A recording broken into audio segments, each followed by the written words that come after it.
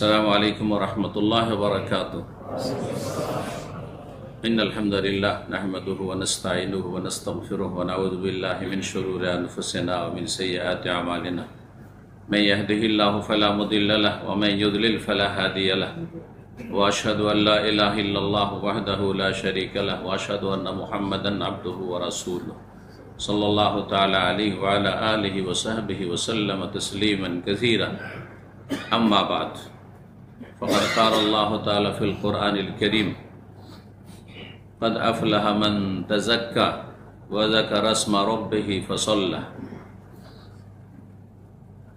সম্মানিত মসজিদের মুসল্লিগণ এবং আজকের এই মোবারক মাহফিলের উপস্থিতি, আল্লাহ রাব্বুল আলামিনের প্রশংসা এবং প্রিয় নবী সাল্লাল্লাহু আলাইহি ওয়াসাল্লামের উপর সালাত ও সালামের পর এই মসজিদের যারা দায়িত্বশীল জিম্মেদার তাদের শুকরিয়া আদায় করি যে তারা এই মসজিদকে আমাদের দাওয়াতি কাজের উদ্দেশ্যে এই সময়টাই বসে কোরআন সুন্নাহর কথা, মহান আল্লাহ রাব্বুল আলামিনের কথা, রাসূলুল্লাহ সাল্লাল্লাহু আলাইহি সাল্লামের কথা কিছু শোনার জন্য, শোনাবার জন্য সুযোগ করে দিয়েছেন। ফাজাজাহুমুল্লাহু খাইর।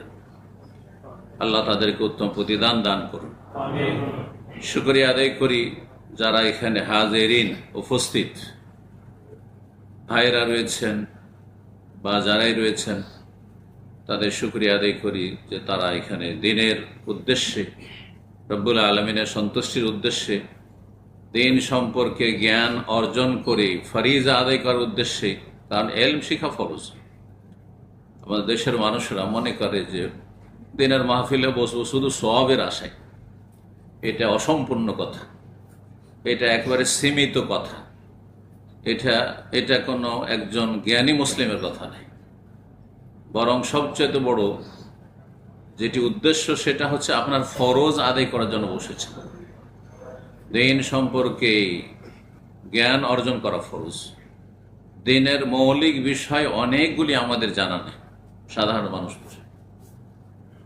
আর খুঁটিনাটি শাখা প্রশাখা যেসব রয়েছে সেগুলি তো আছেই, কিন্তু যেসব মৌলিক বিষয়গুলি, আকীদার বিষয়, মানহাজের বিষয়, ইবাদত বন্দেগীর ফরজ ওয়াজিবাতের বিষয়, হারাম নাজায়েজের বিষয়, সেগুলি আমাদের অনেকের জানা নেই। সুতরাং দ্বীন সম্পর্কে জ্ঞান অর্জন করা ফরজ। যে ফরজ আদায়ের জন্য বসেছেন, তালাবুল ইলমে ফরিদাতুন আলা কুল্লি মুসলিম, দ্বীন সম্পর্কে জ্ঞান হাসিল করা প্রত্যেক মুসলিমের ফরজ কাজ। এটি এক নম্বর কাজ। আর তারপরে এলেম শিখে সহি এলেম শিখতে হবে, ভুল নয়। আর সহি এলেমটাই শেখানো হয় আলহামদুলিল্লাহ আরব দেশগুলিতে সাধারণত, যেটা সরকারিভাবে হয়ে থাকে অথবা ধর্ম মন্ত্রণালয় থেকে হয়ে থাকে, আর খোলাখুলি স্পষ্ট ভাষায় হয়ে থাকে, লুকিয়ে গোপনে নয়। আর ভেজালের আলামত হচ্ছে লুকিয়ে লুকিয়ে তারা কাজ করে, গোপনে তারা মানুষকে বিভ্রান্ত করে। কারণ আরব দেশে ইসলাম নাজিল হয়েছে, ইসলাম এখান থেকে শিখে যেতে হবে। আর দেশের মানুষরা আসবার এখানে লুকিয়ে লুকিয়ে ইসলাম শিখাবে, সেটি আসল ইসলাম নয়, ভেজালযুক্ত ইসলাম। সতর্ক সাবধান থাকবে। আজকের এই মসজিদের বিষয়বস্তু কয়েকটি গুরুত্বপূর্ণ বিষয়। আমার সামনে 10টি বিষয় রয়েছে, প্রায় সবগুলি মোটামুটি আমাদের এই মসজিদের, যে মসজিদে বাহরাইনে হামাদ টাউনে বসে আছি, এই মসজিদের কর্তৃপক্ষ আমার কাছে এক সপ্তাহ আগে পাঠিয়েছে। যে বিষয়গুলির ওপর একটু আলোকপাত করতে হবে, আলোচনা করতে হবে। এক একটি পয়েন্ট আপনাদের সামনে পেশ করব, আর তারপরে সেই বিষয়গুলি সম্পর্কে যে ভুলভ্রান্তি রয়েছে সেগুলির ইসলাহ সংশোধনের চেষ্টা করব। আল্লাহ রাব্বুল আলামিন যেন তৌফিক দান করেন এবং আপনাদেরকে সঠিকটা জেনে আমল করার তৌফিক দান করেন। আল্লাহ রাব্বুল আলামিনের আয়াত দিয়ে শুরু করি। সূরা আ'লা, কাদ আফলাহা মান তাযাক্কা। প্রথম পয়েন্ট যেটি, সেটি শুরু করতে যাচ্ছি, সেটি হচ্ছে পবিত্রতা, তাহারা। পবিত্রতা, পবিত্রতা বলতে আমরা কিন্তু সাধারণ মানুষ বুঝি পবিত্রতা মানে শরীরের শুধু পবিত্রতা। গোসল ফরজ না থাকে, গোসল ফরজ হয়ে থাকে তো গোসল করে নেওয়া, উজু না থাকে তো উজু করে নেওয়া, আর যদি উজুর পানি না থাকে, পানির ব্যবস্থা না থাকে বা পানি ব্যবহার না করতে পারেন তো তেমন করে নেওয়া, এগুলো হচ্ছে পবিত্রতা। এটা মানুষের শরীরের নাপাকির ক্ষেত্রে। কিন্তু কোনো নাপাক বস্তু যদি লেগে থাকে শরীরে অথবা কাপড়ে বা সালাতের জায়গায়, তাহলে সেসবকে পাক পবিত্র করা, নাজাসাত থেকে নাপাকি থেকে, এটি হচ্ছে বাহ্যিক পবিত্রতা। এগুলি হচ্ছে বাহ্যিক পবিত্রতা, এটি এক ধরনের পবিত্রতা। শুধু এইটাই বুঝলে হবে না, এর চাইতে বড় গুরুত্বপূর্ণ পবিত্রতা হচ্ছে তাহারাতুল কলব, তাজকিয়াতুন নফস। জি, কলবের অন্তরের তাহারাত পবিত্রতা, আত্মার পরিশুদ্ধি, তাজকিয়ায়ে নফস। নফস মানুষের মন। কলবকে কলব কেন বলা হয়? কলব মানে পরিবর্তন হওয়া। এখান থেকে উর্দু বাংলা ভাষা ইনকেলাব বলা হয়। ইনকেলাব মানে কি? বিপ্লব, পরিবর্তন, তাই না? তো পরিবর্তন হওয়া। তো কলব এই জন্য কলব যে ও মুহূর্তে মুহূর্তে ওতে চেঞ্জিং আসতে থাকে। जो लोग सिर्फ उर्दू समझते हैं उनके लिए पहला पॉइंट बता दूं, वही है तज़किया नफ्स। तहारत की बात है, और तहारत दो किस्म की हुआ करती है। ये पहला मेरा नुक्ता है आज की जो है तकरीर का। तहारत हिस्सी या ज़ाहिरी तहारत, ये जिस्म की तहारत, कपड़े की तहारत, नजासत से, हदस से, और जिस जगह में आप नमाज पढ़ेंगे उस जगह की तहारत बाकी। ये तहारत का एक हिस्सा है। इससे अहम तहारत वह है तज़किया नफ्स, नफ्स की पाकिज़गी। तहारतुल क़ल्ब, दिल का साफ सुथरा और क्लीन होना। तो এই প্রথম পয়েন্টটি নিয়ে আলোচনা করব, তা হচ্ছে পবিত্রতা। আর পবিত্রতা দুই ভাগে বিভক্ত। একটা বাহ্যিক পবিত্রতা, যেমনটা বললাম, আবার বলছি, শরীরের পবিত্রতা হচ্ছে হাদাস না থাকে, উজু না থাকলে উজু করে নেওয়া, গোসল ফরজ থাকলে গোসল করে নেওয়া। আর নাজাস থেকে পবিত্রতা হচ্ছে শরীরে যদি নাপাকি লেগে থাকে, পেশাব পায়খানা লেগে আছে তাহলে ধুয়ে পরিষ্কার করা। কাপড়ে লেগে আছে, যেই কাপড়ে আপনি ইবাদত বন্দি করবেন, সালাত আদায় করবেন, তাহলে কাপড় পরিষ্কার করে নেওয়া, না হয় পরিবর্তন করা। যেই জায়গায় আপনি নামাজ পড়বেন সেই জায়গা পবিত্রতা রাখা। এর চাইতে গুরুত্বপূর্ণ পবিত্রতা হচ্ছে আত্মার পরিশুদ্ধি, তাজকিয়ায়ে নফস, তাহারাতুল কলব, অন্তরের কলবের পবিত্রতা। সেটা কি থেকে? সেটা দুই ধরনের নাপাকি থেকে। এক হচ্ছে শুবহাত, সংশয়ের নাপাকি, আর একটি হচ্ছে শাহওয়াতের নাপাকি। এই দুই রকমের নাপাকি থেকে অন্তরে দুই রকমের নাপাক বস্তু, অপবিত্র বস্তু অন্তরকে কুলুষিত করে, অন্তরকে নোংরা করে দেয়, অন্তরকে তৈয়ব রাখে না, খবিস করে দেয়। পায়খানা নোংরা জায়গা, সেই জন্য সেখানে দোয়া পড়ার সময় বলতো আল্লাহুম্মা ইন্নী আউযু বিকা মিনাল খুবুসি ওয়াল খাবাইস। তা আপনার অন্তরে যদি খাবাসাত ভরা থাকে, নোংরামি ভরা থাকে, তাহলে আপনার শরীর পাক করে লাভ নেই, আপনার কাপড় পাক করে লাভ নেই, আর আপনার নামাজের জায়গায় শুধু পাক পবিত্র থাকা যথেষ্ট নয়, কিছুই লাভ নেই। আগে আপনার কলব যেটা ভিতরে আছে, যেটা আপনার গোটা শরীরকে মাথা থেকে পা পর্যন্ত আপনাকে পরিচালনা করছে, এই কলব, হৃদয়কে পাক পবিত্র করা, আত্মার পরিশুদ্ধি। সেটা কি থেকে? দুই রকমের রোগ বললাম। এক সংশয়ের রোগ, সবচেয়ে বড় রোগ হচ্ছে অন্তরের। আর সবচেয়ে বড় নাপাকি খাবাসাত হচ্ছে শিরকের রোগ, কুফরের রোগ।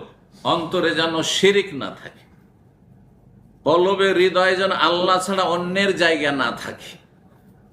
দুর্গার জায়গাও না থাকে, দরগার জায়গা না থাকে। দুর্গার জায়গা থেকে হয়তো মুক্ত জন্মসূত্রে আপনি মুসলিম, আর যে অমুসলিম হিন্দু তার অন্তরে দুর্গার জায়গা আছে, মূর্তির জায়গা আছে। আপনি মূর্তির নাপাকি থেকে পবিত্র করলো, আপনি দরগা, মাজার পূজা আর পীর পূজা আর কবর পূজা, এই যে কবর, এই হ্যাঁ, গৌস কুতুব আবদালকে এখানে ঢুকিয়ে আপনি আল্লাহর সাথে শরীক স্থাপন করেছেন, যার ফলে আপনার অন্তর একেবারে নাপাক খবিস হয়ে আছে।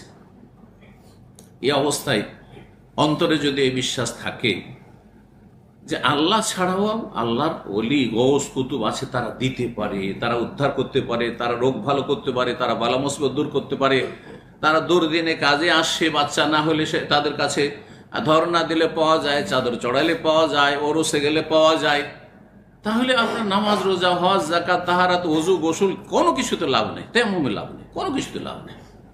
লাইন আশরাকতা লা ইয়াহবাতান আমালুক, সব বরবাদ হয়ে যাবে, ধ্বংস হয়ে যাবে। তাওহীদ সবচেয়ে বড় ইবাদত হচ্ছে তাওহীদ, আনিবুদুল্লাহ ওয়াজতানিবুত তাগুত, মা লাকুম মিন ইলাহিন গায়রুহু। তাওহীদুল্লাহ সবচেয়ে বড় ইবাদত, সবচেয়ে গুরুত্বপূর্ণ ইবাদত। অন্তরে আল্লাহকে শুধু জায়গা দিতে হবে, দরগা দুর্গাকে মুছে ফেলতে হবে। সৃষ্টির পূজা, সৃষ্টির কাছ থেকে কিছু অসাধারণ আশা রাখা, সাধারণ আশা রাখা অসুবিধা নেই। মানুষ কাছে ধার কর্জা নিচ্ছেন, কিছু হেল্প নিচ্ছেন, চাইছেন, অসুবিধা নেই, ভাই ভারী বোঝাটা উঠিয়ে দাও। কিন্তু অসাধারণ কিছু, মরা মানুষের কাছে সবই অসাধারণ, অসম্ভব যে কোনো কিছু দিতে পারে। আর জীবিত মানুষও আপনার চোখের আড়াল থেকে দিতে পারে না। এই জন্য এক কথাই, অন্তরকে শিরক মুক্ত করা, যেমন শিরক মুক্ত করা তেমনই কুফরি মুক্ত করা, নাস্তিকতা মুক্ত করা, ধর্মনিরপেক্ষতা মুক্ত করা, যত রকমের কুফরি আছে, সেহের, জাদু ওর কুফরি, এগুলো থেকে মুক্ত করা, ঈমান ভঙ্গকারী যে বিষয়গুলো, নওয়াকাজুল ঈমান, নওয়াকাজুল ইসলাম, সেগুলো থেকে মুক্ত করা, এই পীর মুরিদের ব্যবসা থেকে মুক্ত করা, আপনার পীর ভক্তি থেকে অন্তরকে পরিষ্কার করা, তাজকিয়া নফস, কাদ আফলাহা মান তাযাক্কা। সফল ওই ব্যক্তি যে আত্মাকে পাক পবিত্র করতে পারল।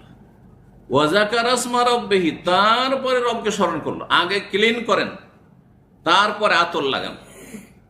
ডিউটি থেকে এসেছেন, ওয়ার্কশপে কাজ করছিলেন, শরীরে কাপড়ে ময়লা লেগে আছে, আতর মারবেন, স্প্রে মারবেন, নাকে গোসল করবেন, কাপড় সাফ করবেন, পরিষ্কার কাপড় পরবেন, তারপরে আপনি আতর সেন্ট মারবেন।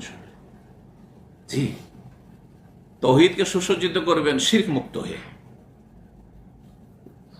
তো এটা অত্যন্ত জরুরি। কাদ আফলাহা মান তাযাক্কা ওয়া যাকারা ইসমা, তারপর রবের নাম স্মরণ করবেন, রবকে স্মরণ করবেন আপনি।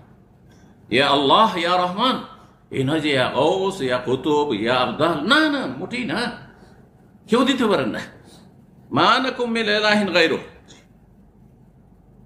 অন্তরকে পাক পবিত্র করা, তাহারাতুল কলব আর তাহারাতুল বাদান, শরীরকে পাক পবিত্র রাখা, শরীরে যা কিছু আছে, নামাজ পড়বেন, আপনার সবকিছু পাক পবিত্র থাকতে হবে।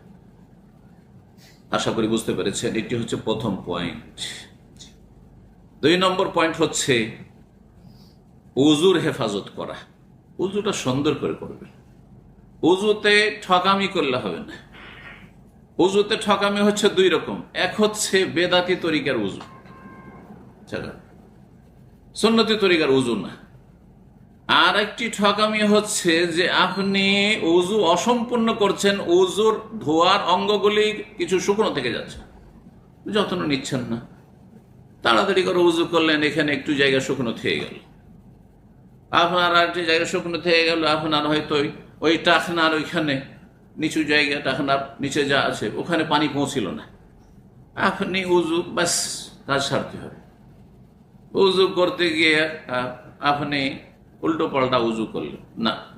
উজুর ফরজগুলি ঠিক রাখা, অজেবাত ফরজ অজেবাত ঠিক রাখা, সুন্নাতগুলি যথাসাধ্য পালন করবেন, বেদাত থেকে মুক্ত থাকবেন। উজুর বেদাতের ক্ষেত্রে আপনার নানা বেদাত রয়েছে, বেদাতি দোয়া কালাম পড়া, এগুলো পড়বেন না। সুন্নতি দোয়া পড়বেন আপনি শুরুতে শেষে, এই সুন্নতি জিকির আজকার রয়েছে। আর আপনি ও ঘাড় মশা করবেন না, গর্দন মশা করবেন না। গর্দন মশার বেদাত আমাদের সাথে, এদিক থেকে এতটুকু না, পুরো মাথার মশা করবে না, এদিক থেকে এতটুকু করলেন আর দিলেন ঘাড়, এই কাটিং না, এই কাটিং করবেন না, হ্যাঁ, এটাকে ছাঁটাই করবেন। মানে এই বেদাতকে ছাড়তে হবে আপনাকে। সুন্নতি তরিকায় আপনি উজু করবেন, বেদাত মুক্ত উজু করবেন, অতিরিক্ত কোনো বানানো দোয়া পড়বেন না মুরব্বীদের, যদি রাসূলুল্লাহ সাল্লাল্লাহু আলাইহি ওয়াসাল্লাম হাদিসে না থাকে, সহিহ হাদিসে না থাকে। এক শ্রেণীর লোকেরা প্রত্যেক উজুর অঙ্গের এক একটি করে দোয়া আবিষ্কার করেছে। যেমন সাফা মারওয়ার চক্করে এক এক চক্করে 7 চক্করে 7 দোয়া, বাইতুল্লাহর তওয়াফে 7 চক্করে 7 দোয়া। এগুলো বিদআত, এগুলি ছাড়তে হবে। এগুলি আগাছা। আগাছা বুঝেন? কৃষি কাজ করেছেন, ধানের জমি, গমের জমি, আর ওখানে মেলা ঘাস হয়ে গেছে। ঘাসগুলো সাফ না করলে আপনার গম হবে না, ধান হবে। ঠিক তেমনি আপনার বিদআত থেকে পরিষ্কার পরিচ্ছন্ন না করলে ইবাদত বন্দেগী সহিষ্ণুতা হবে না, কবুল হবে না। যার ফলে ওই বিদআতি তরিকা বাদ দিতে হবে। উজুর ক্ষেত্রে, সালাতের ক্ষেত্রে সুন্দরভাবে উজু করতে হবে। উজুতে আপনার এমন কাজ করবেন না যাতে শুকনো থেকে যায়, অসম্পূর্ণ থেকে যায়। অনেক সময় উজু পানি আছে কিন্তু আপনি তয়াম্মুম করে সেরে নিলেন, জায়েজ নয়। অনেকে আজকাল মক্কা মদিনে যায় আর ভিড়ে হারামের মধ্যে আছে, ঘুমিয়ে আছে। আমার অনেক লোক এরকম জায়গায় ঘুমিয়ে আছে, গভীর ঘুমে ঘুমাচ্ছে, জাগিয়ে দিলাম, উজু করে এসে এইদিকে জামাত শুরু হতে যাচ্ছে, আর ও যাবে না, ওতেই নামাজ পড়িয়ে নিল, নামাজ হবে না। নবী সাল্লাল্লাহু আলাইহি ওয়াসাল্লাম মিফতাহুস সালাত আত-তাহুর, আরে নামাজের চাবি হচ্ছে পবিত্রতা। গোসল ফরজ থাকলে গোসল করা, উজু না থাকলে উজু করা। উজু ভঙ্গের কারণ হয়েছে শুধু উজু করে আসেন, জামাত পান আর নাই পান, উজু করে আসতে হবে। এই জানাজার জামাত ধরা, আমাদের দেশীয় ফতোয়া আছে, জানাজার জামাত হয়ে যাচ্ছে, জামাত ধরার জন্য তেমন করে দৌড় দাও, না, জায়েজ নাই মোটে।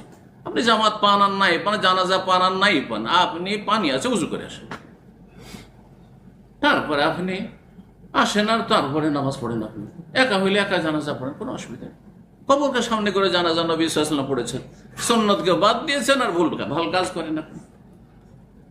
তো মুহাফাজা আলাল ওযু, এই মর্মে একটি হাদিস শোনাই, সাহবান রাদিয়াল্লাহু তাআলা বর্ণনা করছেন, রাসূলুল্লাহ বলেন, ইসতাকিমু ওয়ালান তুহসু, তোমরা ইস্তেকামা, সোজা পথে চলে, জান্নাতের পথে চলে। ডানে বামে এদিকে আছে আপনার চরমপন্থীদের পথ, চরমপন্থী যারা খারেজি, জঙ্গি, এদের পথ গোমরা, পথভ্রষ্ট। আর এদিকে হচ্ছে শিথিলপন্থী, ঢিলাপন্থী, শিরক বেদাতে লিপ্ত। সবই ঠিক, এটাও ঠিক, ওইটাও ঠিক। এরকম ধর্ম কোন আমাদের দেশে আছে, সব ঠিক, সবাইকে, কাউকে নারাজ করবে না। কারো ভুল বললে অসন্তুষ্ট হবে, আমি সমালোচনার পাত্র হব না। কারো আমি গাল খাবো না। আরে আম্বিয়া রাসূল সবাই গাল খেয়েছে, জি। আপনি যদি বলেন সবাইকে খুশি করবো, তাহলে আপনি বাতিলপন্থী। হক কথা বলবেন তাহলে সবাই সন্তুষ্ট হবে না। আর যদি হক বাতিল সব মিলিয়ে বলেন, ভাই যার যেটা মন হয় করো, যে যেমন নামাজ পড়ছো পড়ো, যে যেমন রুজু করছো করো, ধর্মকর্ম করো, অসুবিধা নাই, ব্যাস। দুনিয়ার ক্ষেত্রে ছাড় দেবেন, কিন্তু দিনের ক্ষেত্রে ছাড় দেওয়ার কোনো অধিকার নেই। কাল আল্লাহ কাল রাসূল, মানহাজে সালাফ, সাহাবায়ে কেরামদের তরিকা। ইসলাম 1400 বছর আগে যেমনটা ছিল ওই রকম ইসলাম পালন করতে, এটা হচ্ছে ইসলাম। বাকিগুলো ভেজাল যুক্ত। আপনি আপনার ইসলামকে মিলিয়ে দেখুন, সাহাবায়ে কেরামদের আমলের সাথে আপনার ইসলাম মিলছে কিনা। ইস্তাকিমু ওয়ালান তুহসু ওয়ালামু আন্না খায়রা আমালিকুম আস-সালাহ, আর জেনে রাখো তোমাদের সবচাইতে খায়রা আমালিকুম, সবচাইতে ভালো আমল হচ্ছে নামাজ। সালাতের চাইতে, নামাজের চাইতে ভালো আমল দুনিয়াতে কোনো কিছু নেই। না বিরুল ওয়ালিদাইন, মাতা পিতার সেবা, না ভাই বোনদেরকে মানুষ করা যেমন প্রবাসীরা করছেন, না ভাই বোনদেরকে প্রতিষ্ঠিত করা, আর বোনগুলো সবগুলি বিয়ে দিলাম আর বাড়ি করে দিলাম, সব ভাইকে বাড়ি করে দিলাম আর বাপকে বাড়ি করে দিলাম। আরে ওগুলো নেকির কাজ, কিন্তু আপনার নামাজ না থাকলে ওগুলো জিরো। 5 ওয়াক্ত নামাজ না থাকলে সব জিরো। আর 5 ওয়াক্ত নামাজ যদি থাকে, তারপরে ওই ফরজগুলি থাকে, ফরজটা ফরজের মতো করে, সুন্নত নফলটা নফলের মতো করে, আপনার সব ইনকাম দিয়ে দিতে হবে আর বাপ ভাইকে, এটা ইসলাম বলছে না। হ্যাঁ, আপনার নিজের ফরজ দায়িত্ব, আপনার স্ত্রী, আপনার ছেলে মেয়েদের ভরণ পোষণের দায়িত্ব শুধু আপনার উপর। আর আপনার বাপ মায়ের ক্ষেত্রে যে ফরজ দায়িত্ব, সেটা আপনার 5 ভাই থাকলে 5 ভাইয়ের উপর। আপনার মায়ের পেটের ভাইয়ের দায়িত্ব নয় যে আপনার বিবির ভরণ পোষণ দেবে, আপনার ছেলে মেয়েদের দায়িত্ব নেবে, অথচ আপনি বেঁচে আছেন। এগুলোকে বাদ দিয়ে আমাদের দেশের মানুষেরা সব টাকা ও বাবার নামে হচ্ছে, মায়ের নামে হচ্ছে, আর সবাই সমান সমান ভাগ করলো, আর এদিকে স্ত্রী ছেলে মেয়েকে বঞ্চিত করলো। মূর্খ সমাজ। বাপ মা যেমন মূর্খ, তেমন ছেলে মেয়েরা মূর্খ, আর কার কি হক তা বুঝে না, যার ফলে দেশাচার ধর্মকর্ম চলছে। আর সবচাইতে ভালো আমল যখন সলাত, আর সলাতের জন্য চাবি হচ্ছে কি? আত্মহুর, পবিত্রতা। তো চাবি না থাকলে তো দরজাই খুলবে না, আপনি ঢুকতেই পারবেন না। আপনি নামাজে ওযু নাই মানে নামাজ ঢুকতেই পারছেন না। নামাজ পড়লো, সারা রাত নামাজ পড়লে এক রাকাতও কবুল হবে না। সুতরাং ওয়ালা ইউহাফিজু আলাল উযু ইল্লা মুমিন, নবী সাল্লাল্লাহু আলাইহি ওয়াসাল্লাম বলছেন যে উযুর হেফাজত একমাত্র মুমিন ব্যক্তি করে। তাহলে উযুর হেফাজত করতে হবে। হেফাজত বললাম দুই দিক থেকে, মনে আছে? বেদাত থেকে হেফাজতে রাখতে হবে, বেদাতি উযু করবেন না। আর উযুতে ধোয়ার জায়গাগুলো যেন শুকনো না থাকে কোনো জায়গা। মুসনাদ আহমদ ইবনে মাজার হাদিস, হাদিসটি আল্লামা আলবানী রাহিমাহুল্লাহ ताला सही बोला। तो दूसरा पॉइंट मैं उर्दू में बोलने का जो वादा किया है वो ये था कि वजू की हिफाजत जरूरी है। वजू की हिफाजत बेदाती वजू से, बेदाती तरीके पर वजू ना करें, सुन्नती वजू करें। और दूसरा यह है कि वजू में कोई धोने की जगह खुश्क ना रह जाए, कि खामी ना रह जाए। 3 বার করে করলে ভালো, কিন্তু মুস্তাহাব। 2 বারও জায়েজ আছে। একবারে যদি উযু রঙ পুরো ধোয়া হয়ে যায়, ফরজ আদায় হয়ে যাবে, জেনে রাখতে হবে। তাহলে এতটা করতে পারেন, কিন্তু কোন জায়গায় সামান্য শুকনো রাখতে পারবেন না। আপনি যে জায়গাগুলো ধুইতে হবে, কোনই সহ ধুইতে হবে, রাখনা সহ ধুইতে হবে। এখন কোন একটু শুকনো থেকে গেল চলবে না, উযু হবেই না। 3 নম্বর যে বিষয়টি, সেটা হচ্ছে আপনাকে 5 ওয়াক্ত নামাজের হেফাজত করতে হবে। অধিকাংশ মুসলিমরা, অধিকাংশ কি সবই বললেই চলে, শতকরা 95 জন বেনামাজি আছে মুসলিম। 5 জন কায়েমে নামাজি শতকরা। এটা খুব বেশি করে বলা হচ্ছে, পরিসংখ্যান এটি বিশ্বের বড় দুঃখের বিষয়। সাহাবায়ে কেরামদের আমলে এই কল্পনাও ছিল না যে মুসলিম বেনামাজি হয় খায়রুল কুরুন। সাহাবায়ে কেরামদের আমল জামানা আর তাবেঈনদের জামানা, তাবা তাবেঈনের জামানায় বেনামাজি তারেকে সলা মুসলিম হয়, এটা জানা ছিল না। সাহাবায়ে কেরামদের ইজমা ছিল যে মুসলিম নামাজ পড়ে, নামাজ না পড়লে মুসলিম হয় না।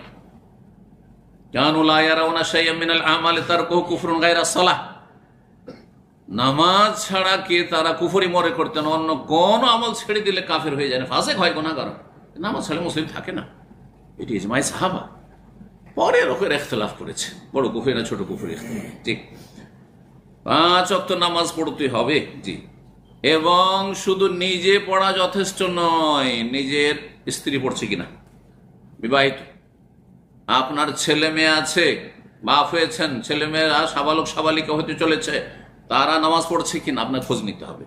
রব্বুল আলামিন ইরশাদ করেছেন সূরা তাহায়, ওয়ামুর আহলাকা বিস-সালাতি ওয়াসতাবির আলাইহা। হে মুসলিম, তুমি তোমার আহালকে, পরিবার, আহাল মানে স্ত্রী ছেলে মেয়ে, তাদেরকে নামাজের হুকুম করো। বাপ মাও যদি আধা নামাজি বেনামাজি হয় তাদেরকে উপদেশ দেবেন, কিন্তু চাপ সৃষ্টি করার অধিকার নেই। কিন্তু স্ত্রী ছেলে মেয়েদের চাপ সৃষ্টি করার অধিকার আছে, বরং ফরজ দায়িত্ব আছে। বাই ফোর্স নামাজ পড়াইতে হবে। আমার সংসারে থাকলে স্ত্রী নামাজ পড়তে হবে, ছেলে মেয়ে আমার সাথে থাকলে এবং আমার হোটেলে খেলে নামাজ পড়তে হবে। স্বামীর ঘরে গিয়ে বিয়ে দিয়েছেন, কি করছে, তখন মুখে শুধু বলবেন, কিন্তু চাপ সৃষ্টি করা যতক্ষণ আপনার তত্ত্বাবধানে আছে। ফরজ ও আমার আহলাকা বিস-সালাহ, নিজে নামাজ পড়া শুধু নয়, তোমার আহলকে, পরিবারকে নামাজের নির্দেশ দাও। ওয়াস্তাবির আলাইহি, এবং তার ওপর তুমি অবিচল থাকো, তুমি কন্টিনিউ করো। এই নয় যে টেম্পোরারি মুসাল্লি, রমজান মাসে বড়ই মুসল্লি হয়ে গেলেন, 1 রাকাত তারাবি ছাড়লেন না আপনি, বালা মুসিবত আসলো তখন মুসল্লি সেজে গেলেন, বাপ মরেছে, মা মরেছে, স্বামী মরেছে, অমুক মরেছে, তখন মুসল্লি হয়ে গেলেন, এটা ছেলে মারা গেছে, মুসল্লি হয়ে গেলেন। আর যখন সুখ হয়েছে তখন আল্লাহকে ভুলে গেলেন আপনি। আপনার মধ্যে নেফাক, কপটতা রয়েছে, আল্লাহ অন্তর জানছেন আপনার। ওয়াস্তাবির আলাইহা, ধৈর্য ধারণ করো, অবিচল থাকো। লা নাসআলুকা রিজকা, আরে আল্লাহ বলছেন তোমাদের কাছে আমি পয়সা চাই না, তোমরা সব ইনকাম করো, ব্যাস যাকাতটা দিয়ে দাও, কিছুই চাই না তোমাদের কাছে। তোমাদের কাছে আল্লাহ রিজিক চাই না। নাহনু নারযুকুকা, হে মানুষ তোমাকে আমি রিজিক দিচ্ছি, আমি দিচ্ছি। ওলামারা বলছেন নামাজের কথা বলে আল্লাহ রিজিকের কথা কেন বললেন? রহস্য শুনুন। রহস্য হচ্ছে যে যারা সত্যিকারের নামাজি হবে, আল্লাহর সাথে অন্তর মিলিয়ে খুশুর সাথে, তাদের এই রিজিকের চিন্তা করতে হবে না, তবে কর্ম করতে হবে। তার মানে এই নয় যে সবসময় মসজিদে বসে থাকবো আর রিজিক আকাশ থেকে নামবে, এটা হয় না। কারণ নবী রসুলদের হয়নি। খিদে লেগেছে, আনসারীদের বাগানে রসুল্লাহ সাল্লামকে যেতে হয়েছে, বেরোইতে হবে। ফাইজা কজিয়াতিস সালাতু ফান্তাশিরু ফিল আরদি, একটু ছড়িয়ে যাবে, কিন্তু হালাল রিজিক করো, টেনশন থাকবে না, অশান্তি থাকবে না, কি করব কিভাবে চলবো হাহাকার থাকবে না, মনে শান্তি থাকবে, অল্পতে পরিতুষ্টি থাকবে। রিজিক যদি চান তো নামাজের হেফাজত করুন, আপনি, আপনার স্ত্রী, আপনার ছেলে মেয়ে। এটি হচ্ছে আপনার দায়িত্ব। সুতরাং এর জন্য করণীয় কি?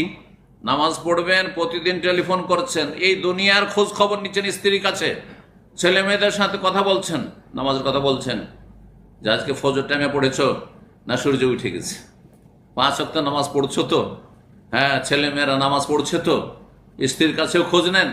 আর ছেলে মেয়েরা এখন 7 বছরের ওপরে হয়ে গেছে, 10 বছর হয়েছে, এখন প্রতিদিন খোঁজ নেন যে এরা 5 ওয়াক্ত নামাজ পড়ছে কিনা। अवश्य खोज नीते हैं, ये अपना फर्ज दायित्व। तो तीसरी बात जो इस मजलिस की है वो ये है कि आप खुद नमाजी हों, नमाज की हिफाजत करें और अपने अहल आयाल को नमाज की रहनुमाई करें, नमाज की ताकीद करें। यह आपकी फरीज़ जिम्मेदारी है। डेली आप फोन करते हैं, पूछें उनको, पहले नमाज की बात पूछें, इस्लाम की बात, ईमान की बात पहले पूछें, दुनिया से पहले, फिर जो है दूसरी बात आप उनसे करें। अल्लाह ताला तौफीक अता फरमाए। আল্লাহ বলছেন কু আনফুসাকুম ওয়া আহলিকুম নারা, হে ইমানদারগণ আগে নিজেকে বাঁচাও জাহান্নাম থেকে আর নিজের আহালকে বাঁচাও। আপনি দেশবাসীর কেন চিন্তা করছে? এত বড় বড় আজকাল আন্তর্জাতিক চিন্তা ইস্যু নিয়ে, এই বিশ্বে কি, মুসলিম বিশ্বে কি হচ্ছে, তো ফিলিস্তিনে কি হচ্ছে, কিন্তু আপনার ঘরের খবর নাই। আগে ঘরকে ঠিক করেন আপনি। আপনার নিজের ঘর যদি জান্নাতে চলে যায় আর দুনিয়া যদি জাহান্নামে চলে যায়, আল্লাহ হাসর মাঠে আপনাকে জিজ্ঞাসা করবেন। এমনকি আলেমেরও আগে ঘরের দায়িত্ব, তারপরে পরের দায়িত্ব। হ্যাঁ, পর সম্পর্কে আলেমের দায়িত্ব আছে, আমার দায়িত্ব আছে, কিন্তু আগে ঘরের অবস্থা যদি আমার ঠিক না থাকে, তাহলে আমার পরকে হেদায়েত করে নাজাত নেই। এটা আপনাকে সবসময় চিন্তা করতে হবে। 4 নম্বর যে বিষয়টি, সেটা হচ্ছে কিছু মানুষ আছে যারা দুনিয়াকে 1 নম্বরে রাখে। দুনিয়া মানে ডিউটি, পয়সা, আয় উপার্জন, হ্যাঁ ব্যবসা বাণিজ্য, তারপরে দুনিয়া হচ্ছে ঘুমটা 1 নম্বরে, আর ফজর নামাজ 2 নম্বরে। ফজর নামাজ পড়ে, যদি জেগে যেতে পারলো তো পারলো, চেষ্টা নেই, অ্যালার্মও লাগাবে না, আর কোনো কষ্টও নেই। মাসকে মাস বা সপ্তাহ সে উঠতে পারছে না ফজরে, কোনো মনোকষ্ট নাই, কোনো আক্ষেপও নাই। যখন উঠলো সকাল 7টা 8টায় ডিউটি যাওয়ার আগে, ব্যাস নাকরাতুল গোরাব, হ্যাঁ ওই কাকের মতো ঠোকর মেরে নিল, মানে খাটাখাট 2-4 সেজদা করে নিল, ব্যাস। এই নামাজ দিয়ে কাজ হবে না। 1 নম্বরে দুনিয়া নয়, 1 নম্বরে আখিরাতকে রাখতে হবে। জান্নাত 1 নম্বরে, জান্নাতের পথিক হইতে হবে। আর ডানে বামে যে হালাল রুজি আছে, হালাল রুজি নিতে হবে চলতে চলতে জান্নাতের পথে, সহজ ভাষায়। যদি এমনটা হয় আপনার লাইফটা, যে আগে আমার নামাজ, তারপরে আমার ঘুম, তারপরে আমার রুজি রোজগার, তারপরে আমার ব্যবসা বাণিজ্য, তারপরে আমার ডিউটি। আমরা যদি বলে কোনো জায়গায় পশ্চিমা দেশ ঘুরে এলাম, অনেকে আছে জুমা পড়তে পারি না, মোটেই জায়েজ না এরকম চাকরি করে, যে আপনি মাসকে মাস, বছরকে বছর জুমা পড়তে পারবেন না, আপনি জুমা পড়তে দেয় না, আপনি চাকরি করবেন, সে চাকরি হারাম। এটা একজন মুসলিমের জন্য, এটা কাফের জন্য ছেড়ে দেন। যে জুমার সময় ডিউটি করতে হবে, অমুসলিম ডিউটি করবে সেই ডিউটিটা। হ্যাঁ, আপনাকে সেই ডিউটি করতে হবে। আপনার জন্য মেলা হালাল রাস্তা আছে। নামাজের ক্ষেত্রে আজান হচ্ছে, আপনাকে ফরজের সময় দিতে হবে, ফরজের সময় দিতে হবে। বিড়ি সিগারেট খাওয়ার সময় দিচ্ছে লেবারদেরকে, আর আপনাকে ফরজ 4 রাকাত নামাজ পড়ার সময় দেবে না, যাতে 5-7 মিনিট লাগবে। 7 মিনিট থেকে 8 মিনিটে 4 রাকাত নামাজ হবে, মানে সর্বনিম্ন যেটা নামাজ। সন্ন্যত গুলো না, সন্ন্যতের আগে আপনার ডিউটি যদি ফরজ থাকে ডিউটিতে চলে যান, লম্বা সন্ন্যত ধরাবেন না। কারণ অনেক জায়গায় এইরকম মালিকের সাথে এরকম আপত্তি তখন উঠে আসে যে নামাজ পড়তে গেলে আধা ঘন্টা পাস করে দেয়, এখন 8 মিনিট 10 মিনিট নেবে। সিগারেট খোর যদি সিগারেট খাওয়ার জন্য বিরতি নিতে পারে, তাহলে আপনি আল্লাহর ইবাদতের জন্য বিরতি নেওয়ার বেশি হক রাখেন। এনার যে অধিকার আছে, যদি দেয় অধিকার তাহলে ডিউটি করবেন, আর না হলে আল্লাহর জমিন প্রশস্ত রয়েছে। আলাম তখন আরদুল্লাহ ওয়াসি, আল্লাহ বলছেন আল্লাহর জমিন প্রশস্ত নয়, তো হাজির রফিয়া, সেখানে চলে যাও, সেখানে রিজিক দিবে আল্লাহ রাব্বুল আলামিন। জি, কিন্তু ঘুমের সময়টা আপনার সময়। কেন ঘুমাচ্ছেন আপনি ফজরের নামাজে? কেন ঘুমাচ্ছেন আপনি আসরের নামাজে? ঘুমিয়ে থাকছেন। আপনি জোহরের সময় নামাজ পড়তে মসজিদে যাবেন না, আপনি ঘরে আপনি পাকশাক করছেন, নিজের সময়কে সেভ করছেন। আপনি কিয়ামতে জবাব দিতে হবে। 1 নম্বরে আপনার দুনিয়া হয়ে গেছে। এই মর্মে অনেক কথাই রয়েছে, কিন্তু 1-2টি আয়াত দিয়ে, কোরআনে কারীম দিয়ে শেষ করি, কারণ আমার কাছে এখনো 6টি পয়েন্ট রয়েছে। সূরা নাজিয়াতের 37 থেকে 41 নম্বর আয়াত, এই 4-5টি আয়াত আল্লাহ কি বলছেন শোনেন। ফাআম্মা মান তাগা, যে সীমা লঙ্ঘন করলো, ও আসার আল হায়াত দুনিয়া, এবং পার্থিব জগৎকে প্রাধান্য দিল। প্রাধান্য দেওয়া মানে অগ্রাধিকার দিল, 1 নম্বরে রাখলো। সহজ কথায়, দুনিয়া আপনার 1 নম্বরে। দুনিয়া হচ্ছে ঘুম, একটু আগে বললাম, ঘুমানো আগে নামাজ পড়ে, ঘুম পুরা হওয়ার পরে উঠলাম, না হলে উঠলাম, পরে নামাজ পড়লাম। যারা এই কাজ করবে, এটা সীমা লঙ্ঘন করলো। আগে আমার ডিউটি, আগে আমার চাকরি, আগে ব্যবসা, আগে আমার কম্পিউটারে হিসাব আছে, এই আছে সেই আছে, আমার অনেক ব্যস্ততা আছে, করে তারপরে আগে আমি একটা কাস্টমার পেয়েছি, কাস্টমার পৌঁছাবো, তারপর নামাজ পড়বো, নামাজ রক্ত পার হয়ে চলে যাচ্ছে। 1 নম্বরে যারা রাখবে দুনিয়াকে, আসার আল হায়াত দুনিয়া, সীমা লঙ্ঘন করলো, ফাইনাল জাহিমা হিয়াল মাওয়া, জাহান্নাম তাদের বাসস্থান। কত শক্ত কথা রব্বুল আলামিনের। দুনিয়া 1 নম্বরে, নামাজ 2 নম্বরে, রোজা 2 নম্বরে, পারলে পারলাম, না রোজা ছাড়লাম রমজান মাসে, তাহলে জাহান্নাম হচ্ছে আপনার ঠিকানা। আল্লাহু আকবার। আল্লাহ বলছেন পক্ষান্তরে, ও আম্মা মান খাফা মাকামা রাব্বিহি, যেই ব্যক্তি রবের সামনে দাঁড়াইতে হবে এই কথাকে ভয় করলো, রবের সামনে হাজিরা দিতে হবে ভয় করলো, ওয়া নাহান নাফসা আনিল হাওয়া, অন্তরে ভয় আছে আল্লাহ, যে হাসর মাঠে আল্লাহর সামনে হাজিরা দিতে হবে, জবাব দিতে হবে। সুতরাং নিজেকে কুপ্রবৃত্তি থেকে, নিজের মনকে কুপ্রবৃত্তি থেকে, পাপাচার থেকে বাঁচিয়ে রাখো। ফাইনাল জান্নাতে হিয়াল মাওয়া, তাহলে জান্নাত হচ্ছে বাসস্থান। তাহলে জান্নাতের ঠিকানা নিতে চান, যদি বাসা নিতে চান, তাহলে কি করতে হবে? নিজেকে পাপাচার থেকে বাঁচিয়ে রাখতে হবে, আর রবের সামনে দাঁড়ানোকে ভয় করতে হবে, আখিরাতকে, জান্নাতকে 1 নম্বরে রাখতে হবে, ইবাদত বন্দেগী, নামাজ, ফরজগুলিকে 1 নম্বরে রাখতে হবে, আর তারপরে দুনিয়া করতে হবে। রাস্তা ক্লিয়ার, আপনার সামনে রাস্তা ক্লিয়ার। কোনটা ধরবেন? ধরেন জাহান্নামে যাবেন, দুনিয়া 1 নম্বরে, আখিরাত 2 নম্বরে। জান্নাতে যেতে চান, তাহলে আখিরাতকে 1 নম্বরে রেখে যতটা দুনিয়া হচ্ছে হোক, আর না হলে নাই। আগে আমি নামাজ পড়বো, তারপরে ঘুম পুরা করবো, আমার ঘুম ভাঙা হোক, অসুবিধা নেই। রাত্রে 2 ঘন্টা 3 ঘন্টা ঘুমেছে, ফজর পড়বো, তারপরে ফজর পরে ঘুম পুরা করবো। যখন আমার নামাজের সময় শেষ হয়ে গেল, তারপরে ডিউটি নেই, ঘুম পুরা করবো। কেউ জোহর পরে ঘুম পুরা করছেন, কেউ সকালবেলা ঘুম পুরা করছেন, জায়েজ আছে। আমাদের সেটা ভুল কথা আছে, সকালবেলা ঘুমানো জায়েজ নাই, ভুল কথা এটি। সকালবেলা ঘুমানো মাকরু যারা বলছে, তাদেরও হাদিস জাল হাদিস। নওমাতু সুবহে তু রাসূল ফাকরা, জাল হাদিস। ভোরের নামাজ গরিবী নিয়ে আসে, অভাব নিয়ে আসে, দারিদ্র নিয়ে আসে, এটা জাল কথা, রাসূলুল্লাহ সাল্লাল্লাহু আলাইহি ওয়াসাল্লাম কথা নয়, জালি কথা। আল্লাহ বোঝার তৌফিক দান করুন। 5 নম্বর বিষয়টি বলবো, সেটা হচ্ছে অতিরঞ্জন, বাড়াবাড়ি। ধর্মের ক্ষেত্রে, কোনো ক্ষেত্র হোক না কেন, ধর্মের অনেক ক্ষেত্র রয়েছে, অনেক লোক আছে বাড়াবাড়ি করে। বাড়াবাড়ি হারাম, বাড়াবাড়ি করতে গিয়ে মানুষ বিভ্রান্ত হয়ে যায়।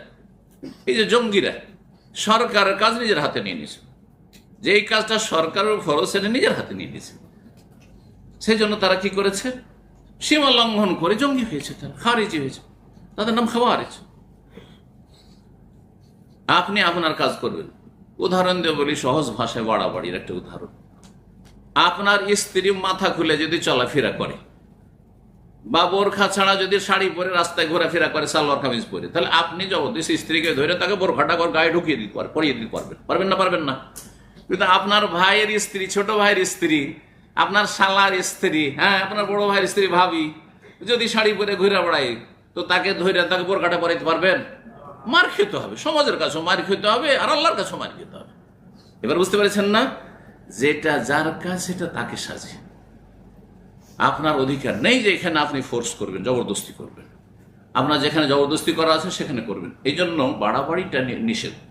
সমস্ত ক্ষেত্রে মানুষ যারা বিভ্রান্ত তারা বাড়াবাড়ি করে। তার মধ্যে একটি বাড়াবাড়ি হচ্ছে মসজিদ থেকে বের হওয়ার ক্ষেত্রে, আর বিশেষ করে মসজিদে হারাম, মসজিদে নববীতে দেখা যায় অনেক ভাইয়ের ইন্ডিয়া, বাংলাদেশ, পাকিস্তান থেকে আসে, বিভিন্ন ভাষা আমাদের ভাষা ছাড়াও, মসজিদে নববীতে যখন বের হচ্ছে তখন উল্টো হয়ে বের হচ্ছে, হেঁটে পাছা দেখে বেরোবে না মসজিদের দিকে, এইভাবে বেরোচ্ছে। মসজিদে হারাম থেকে কাবা শরীফ থেকে বের হয়েছে, এইভাবে উল্টো ভাবে বের হচ্ছে। কারণ ওই মাজার ভক্তি করে যে শিরিক করে যে অভ্যাস, মাজারে ঢোকার সময় এইভাবে ঢুকলো আর তারপরে এইভাবে পিছনে হটবে, জায়েজ নয়। এটা হচ্ছে গুলু ফিদ্দিন। নবী করিম সাল্লাল্লাহু আলাইহি ওয়াসাল্লাম বলছেন, ইয়াকুমুল গুলু, সাবধান বাড়াবাড়ি থেকে। ফাইন্নামা আহলাকা মান কানা ক্বাবলাকুমুল গুলু ফিদ্দিন, তোমাদের পূর্বের ইহুদি নাসারাদেরকে ধ্বংস করেছে, মানে তাদের ঈমান হারিয়েছে, তারা জাহান্নামের রাস্তা ধরেছে। কিসের জন্য? সীমালঙ্ঘন, বাড়াবাড়ি করে। আল্লাহর নবী, আল্লাহর বান্দা ঈসা আলাইহিস সালাম, তাকে আব্দুল্লাহকে কি করে দিল? ইবনুল্লাহ, আল্লাহর পুত্র বানিয়ে দিল।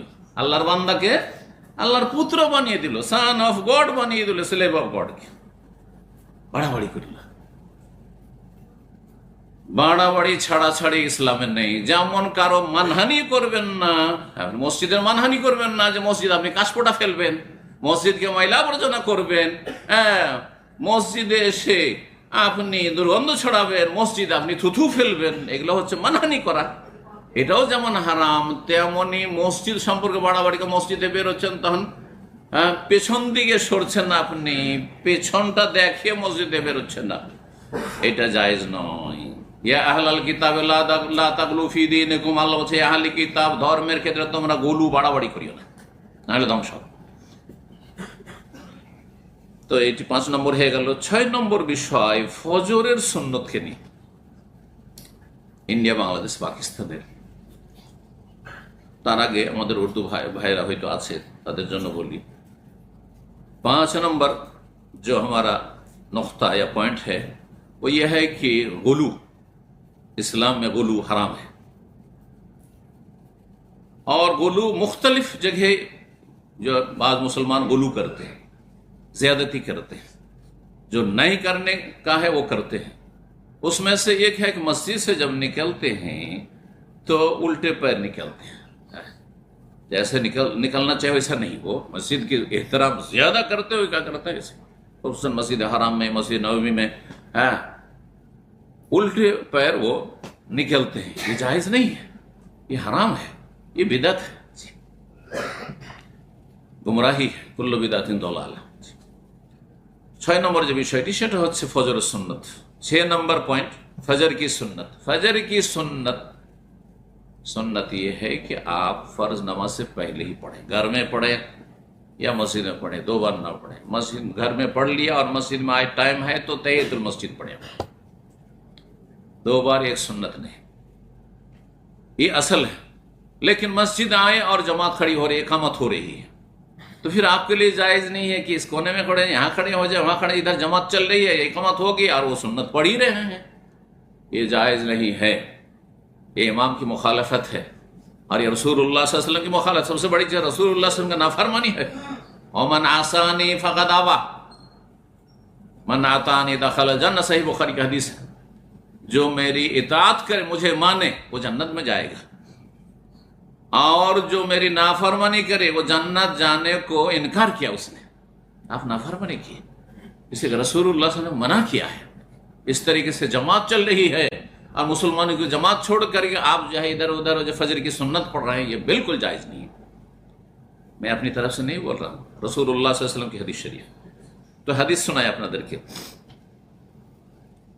সুন্নত তরিকা হচ্ছে যে ফজরের সুন্নত ফরজ নামাজ শুরু হওয়ার আগেই পড়ে নেবেন। আপনি জামাত শুরু হওয়ার আগে, ইকামতের আগে বাড়িতে পড়েন, তাহলে আর মসজিদে পড়বেন, মসজিদে এসে তাইতুল মসজিদ টাইম থাকলে।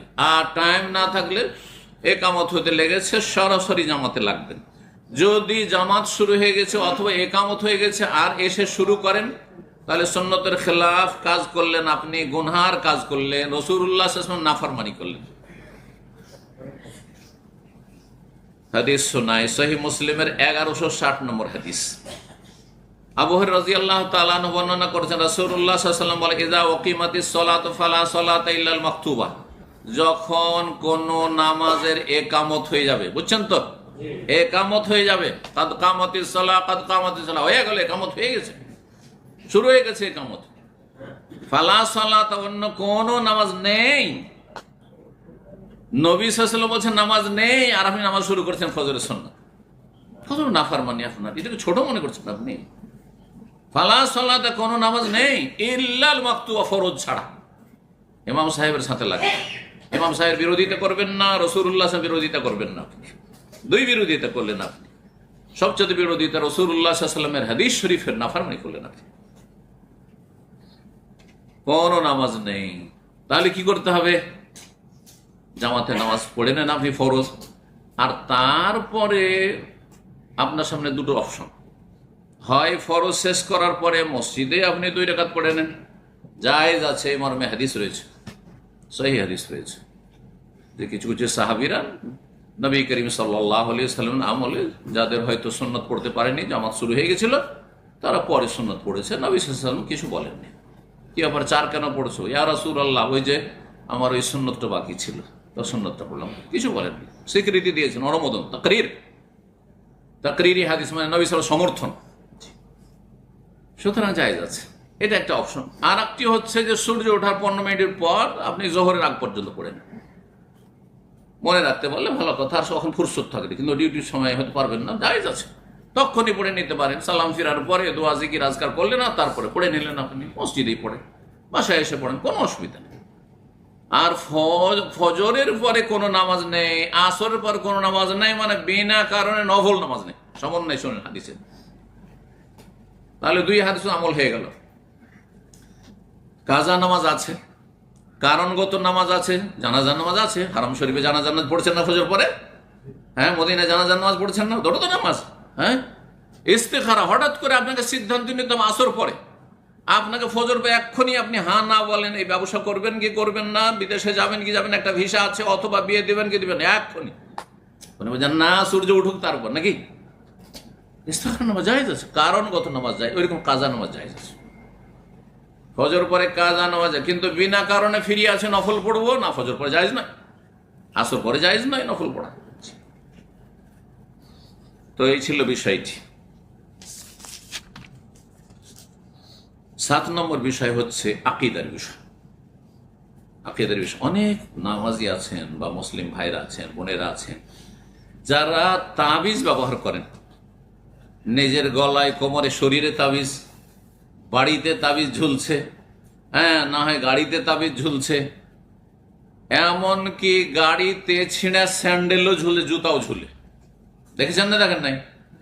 আমাদের দেশের গাড়ির পিছনে একটা করে ছিঁড়া স্যান্ডেল আর জুতে ঝুলে না কেন?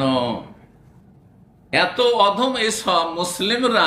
মুসলিমের গাড়ি যদি হয়, হিন্দুর গাড়ি হলে তো হিন্দুর কোনো আকীদাই নাই, কোনো জ্ঞানই নেই আসমানি দিন সম্পর্কে। কিন্তু একজন মুসলিমের গাড়িতে কি করে একটা ছিঁড়া স্যান্ডেল ঝুলে, এটা ছিঁড়া জুতা ঝুলছে, হ্যাঁ, আর ধারণা কি যে এই ছিঁড়া স্যান্ডেল, ছিঁড়া জুতা এত শক্তি রাখে যে বদনজর থেকে আমার এই কারকে রক্ষা করবে, আমার এই বাসকে রক্ষা করবে, আমার এই ট্রাককে রক্ষা করবে।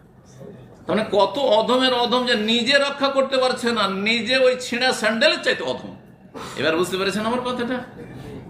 মুশরিক এইভাবে অধম হয়, যারা শিরকি কাজ করে তাদের বিবেক নাই যে আমি যে ছেঁড়া স্যান্ডেলের চাইতো অধম হয়ে গেলাম, ফালতু হয়ে গেলাম, এ বুঝে না।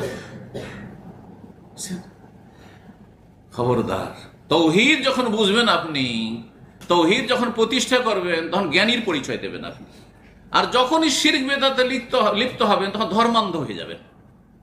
হ্যাঁ, অন্ধ হয়ে যাবেন আপনি, ব্লাইন্ড হয়ে যাবেন। না, অন্ধ হওয়া যায় হয়।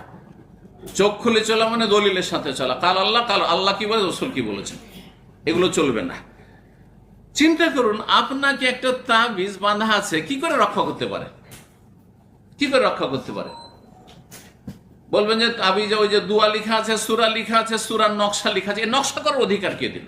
আচ্ছা, সূরাও যদি লিখে থাকে, সূরা লিখাতে বিভিন্ন ক্ষতি, তার মধ্যে এই সূরাটা লিখা আছে, গলায় কোমরে বাঁধা আছে, আর ওইটা নিয়ে আপনি গোসল ফরজ হচ্ছে, আপনার স্বপ্নদোষ হচ্ছে, সহবাস হচ্ছে, বাথরুমে যাচ্ছেন, এটা ভালো কাজ করছেন না মন্দ কাজ করছেন বলুন তো দেখি? না পাক জায়গায় নিয়ে যাচ্ছেন, না পাক শরীরে সেটা পড়ে থাকছেন। কেমন মুসলিম আপনি? কোরআনের কতটা আপনি বেয়াদবি করছেন চিন্তা করেছেন আপনি? তারপরে আপনাকে একটা উদাহরণ দিই।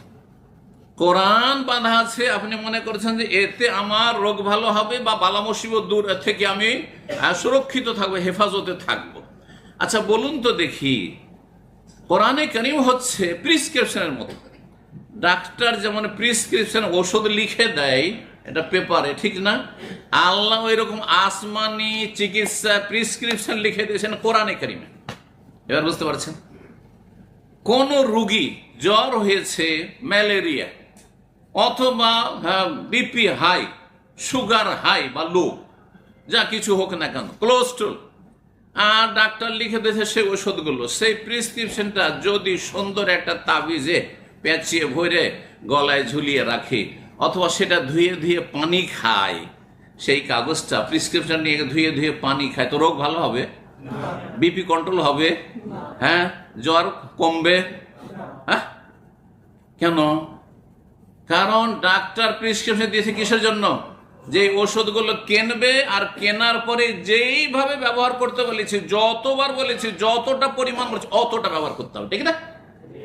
ঠিক ওই রকমই আসমানি প্রিসক্রিপশন কোরআনে কারীম, সেটা আপনি ধুয়ে পানি খাবেন, লিখে বাটিতে লিখে, অথবা তাবিজে বেঁধে দেবেন আর সেটা ঝুলাবেন, তাতে কি করে আপনার রোগ ভালো হবে, বালা মুসিবত দূর হবে?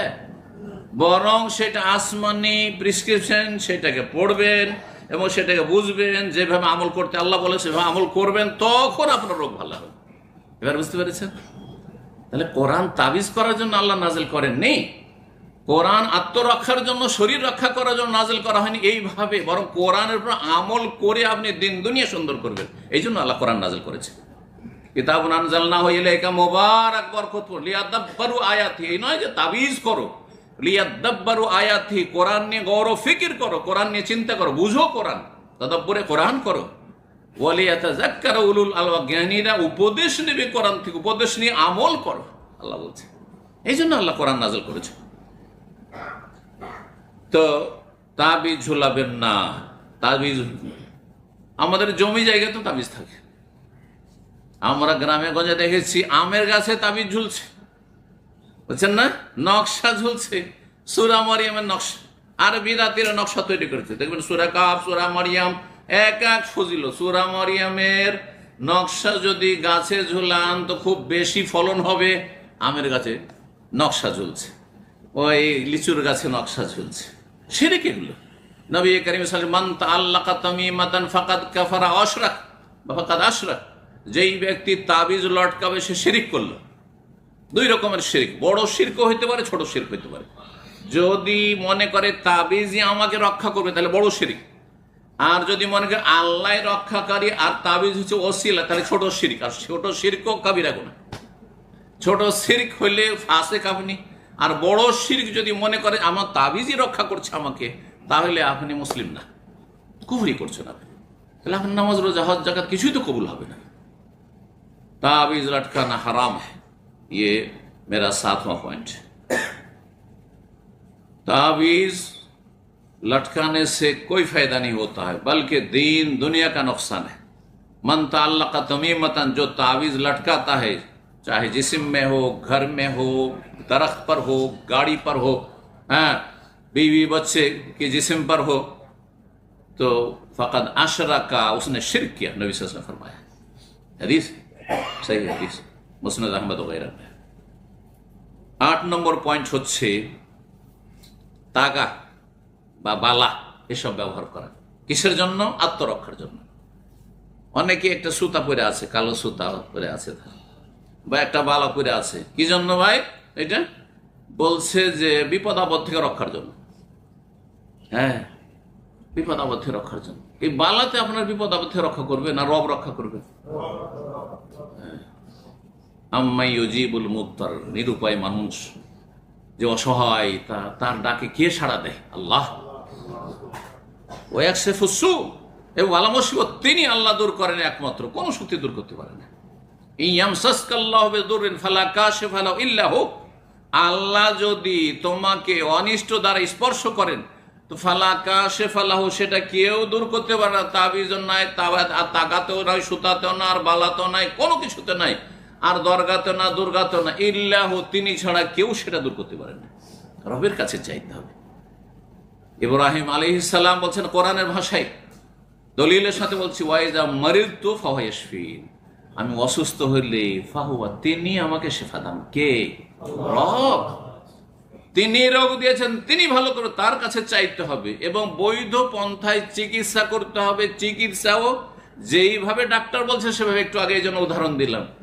এখন ভালো স্পেশালিস্ট কাছে লিখে নিয়ে এসে সেইটাকে তাবিজে ভরে যদি ঝুলান অথবা সেটাকে ধুয়ে দিয়ে পানি খান তো কোনোদিন ভালো হবেন না। ঠিক ওই রকম আল্লাহ রাব্বুল কোরআনে কারীম দিয়ে যেইভাবে হেদায়েত নিতে বলা হয়েছে সেইভাবে হেদায়েত নিতে হবে। আল্লাহ যেন বুঝার তৌফিক দান করেন। তাবিজ ব্যবহার করা, তাগা ব্যবহার করা, এগুলো কঠোরভাবে নিষেধ করেছেন এবং শিরকি কাণ্ড নবী সাল্লাল্লাহু আলাইহি ওয়াসাল্লাম বলেছেন।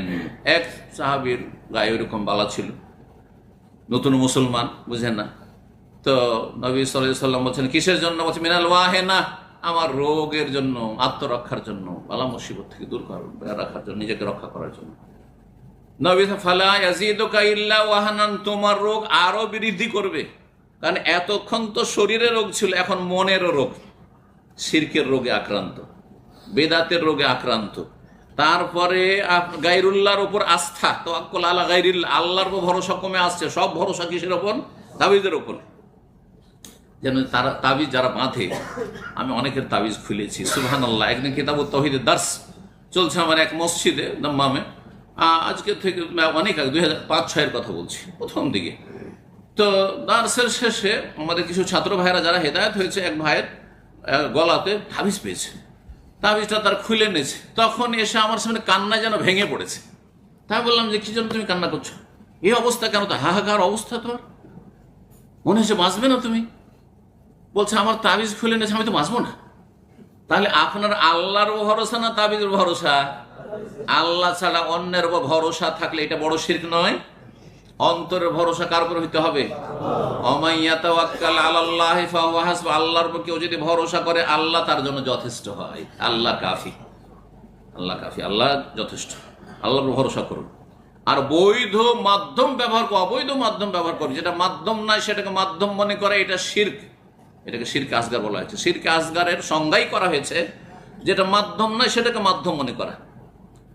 এই জন্য টোটকা ফোটকা শিরিক। হাত থেকে থালা বাসন পড়ে গেল, তাহলে আমাদের দেশের মানুষরা কি বলে? বেদাতিরা, হ্যাঁ, মেহমান আসবে। এটা কি থালা পড়ে যাওয়াটা মেহমান আসার কারণ?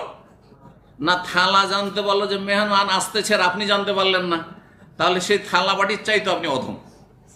আপনার ঘরের থালা বাসন আপনি বিবেকবান একজন মানুষ, মুসলিম, তার চাইতে অনেক ভালো, হ্যাঁ, যে সে বুঝতে পারছে।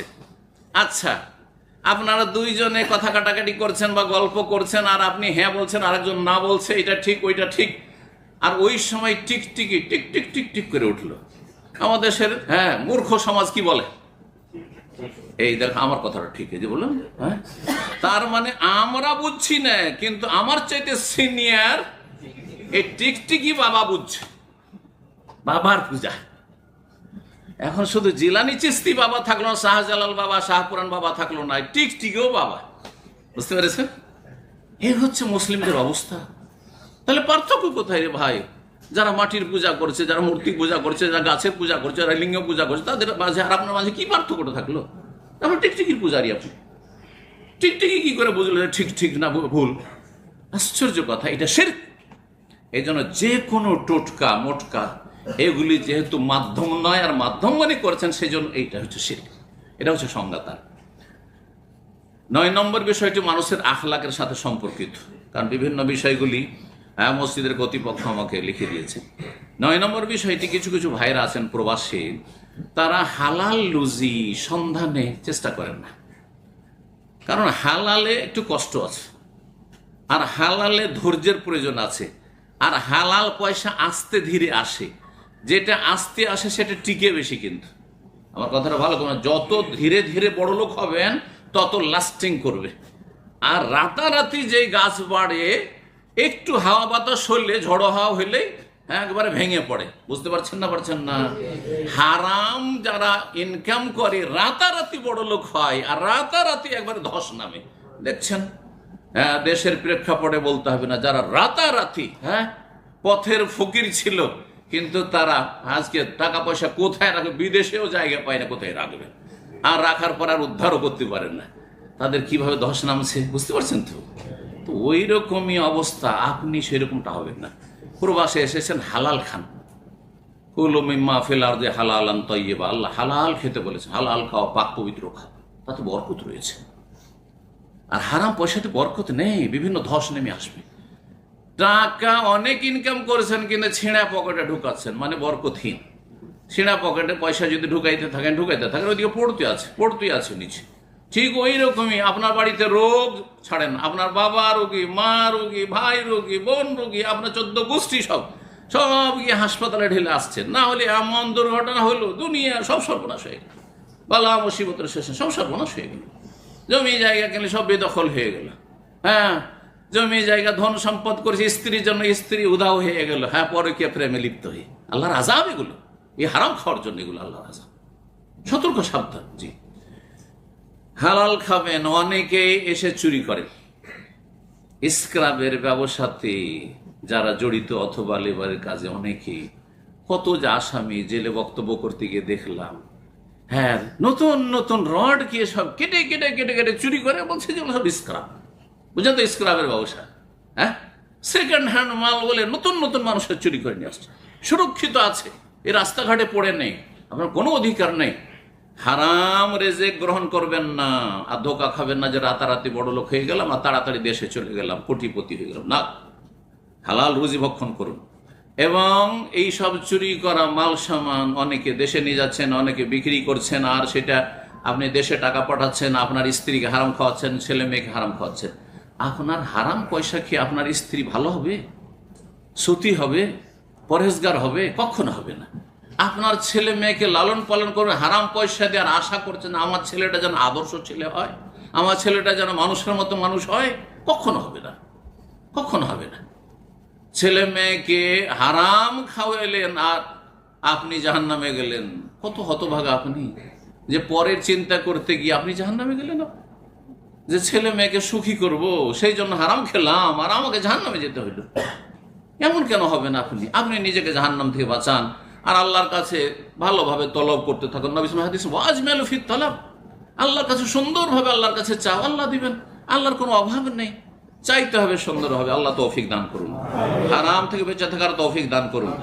ইন্নাল্লাহ তাইয়্যিবুন লা ইয়াকবালু ইল্লা তাইয়্যিবান, সহিহ মুসলিম হাদিস। আল্লাহ পাক পবিত্র, পাক পবিত্র ছাড়া, হালাল ছাড়া আল্লাহ কোনো কিছু কবুল করেন না। সুতরাং যখন দোয়া করছেন, দোয়া কবুল হয় না কেন? কারণ আপনার রিজিক হালাল নয়, রিজিক স্বচ্ছ নয়, পরিষ্কার পরিচ্ছন্ন নয়। হালাল রিজিক খাবেন, আল্লাহর কাছে দোয়া করবেন, আল্লাহ কবুল করবেন, আল্লাহ তৌফিক দান করবেন। 9টি বিষয় প্রায় হয়ে গেছে। আর সর্বশেষ বিষয়, বেশ কিছু বিদআত মসজিদে হয়ে থাকে, সে বিদআতগুলি থেকে সতর্ক করব। নাজায়েজ কাজ হয়ে থাকে, তার মধ্যে একটি হচ্ছে নিয়ত পড়া। এসে মসজিদে যখন নামাজ শুরু করছে, ফরজ বা নফল বা সুন্নত যাই শুরু করছেন, এই নিয়ত পড়া। নিয়ত মুখে পড়ার জিনিস নয়। নিয়ত মানে অন্তরের ইচ্ছা, অন্তরের সংকল্প। হানাফি মযহাবের কিতাবাদিতে রয়েছে আল্লামা আনোয়ার শাহ কাশ্মীরি। কারণ হ্যাঁ, হানাফি ভাইরা এসব করে থাকেন, জন্মসূত্র এই ভুল নামাজ পড়ে থাকেন। সেই জন্য বলছি, বিশেষ করে আল্লামা আনোয়ার শাহ কাশ্মীরি দেওবন্দি আলেম তিনি লিখছেন বুখারী ভাষ্যে যে আন-নিয়াতু আজিমাতুল কলব, নিয়ত হচ্ছে অন্তরের সংকল্পের নাম।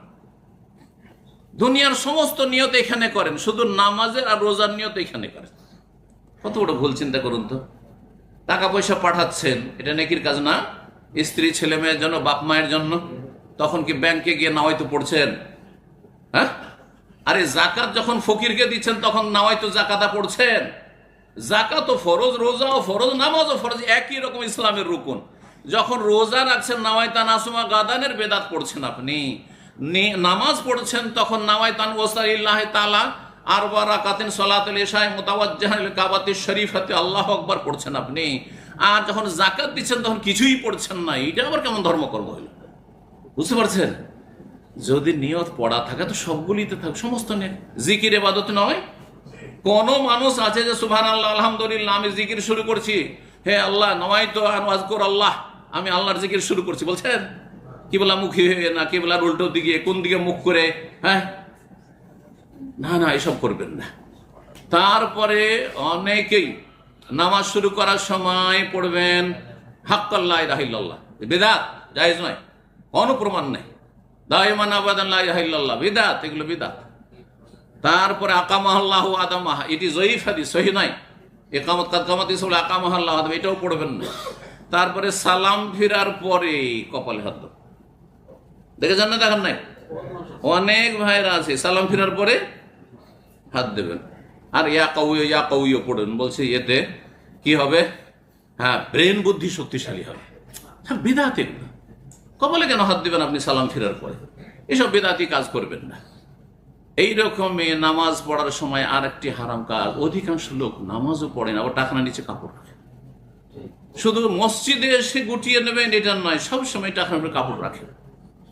এতে আপনার ক্ষতিটা কোথায়? বরং আপনি জান্নাতের পথে আছেন। আর যদি টাকনার নিচে কাপড় পরেন তাহলে জাহান্নামে যেতে হবে, নবী সাল্লাল্লাহু আলাইহি হাদিসে রয়েছে মা আসফালা মিনাল কাবাইন মিনাল ইজারি ফিন্নার। সুতরাং টাকনার নিচে কাপড় কখনো রাখবেন না, মসজিদও রাখবেন না, মসজিদের বাইরেও রাখবেন না। আল্লাহ রাব্বুল আমল করার তৌফিক দান করুন, গুনাহ খাতা মাফ করুন। আর কথা আমার যথেষ্ট হয়ে গেছে, 1 ঘন্টার বেশি হয়ে গেছে, সুতরাং এখানে আলোচনা শেষ করছি। সবার জন্য দোয়া করি আল্লাহ আমাদের সকলের যেন ভালো করেন। যেসব ভাই বোনেরা এখানে হাজির হয়েছেন তাদেরকে আল্লাহ উত্তম প্রতিদান দান করেন, রুজিতে বরকত দান করেন, হালাল খাওয়ার তৌফিক দান, হালালে বরকত দান করেন, হারাম থেকে বেঁচে থাকার তৌফিক দান করেন, 5 ওয়াক্ত নামাজ পড়ার তৌফিক দান করেন এবং শিরক বিদআত থেকে আল্লাহ বাঁচিয়ে রাখেন। আল্লাহ নেক হায়াত দান করেন। ছেলে মেয়েদেরকে লালন পালন আল্লাহ যেন সহজ করে দেন এবং তাদেরকে নেক হায়াত দান করেন। সমস্ত বালা মুসিবত অনিষ্ট থেকে আল্লাহ হেফাজতে রাখেন, জালেমের জুলুম থেকে আল্লাহ হেফাজতে রাখেন। দোয়া করি শেষখানে এই বাহরাইনের জন্য, বাহরাইনের শাসকদের জন্য, বাহরাইনের সরকারের জন্য, কর্মকর্তাদের জন্য, আর ধর্ম মন্ত্রণালয়ের দায়িত্বশীলদের জন্য আল্লাহ তাদেরকে জাযায়ে খায়ের দান করেন এবং সমস্ত অনিষ্ট থেকে আল্লাহ হেফাজতে রাখেন। ওয়া সাল্লাল্লাহু ওয়া সাল্লামা আলা নবিয়িনা মুহাম্মদ ওয়া আলা আলিহি ওয়া সাহবিহি আজমাইন।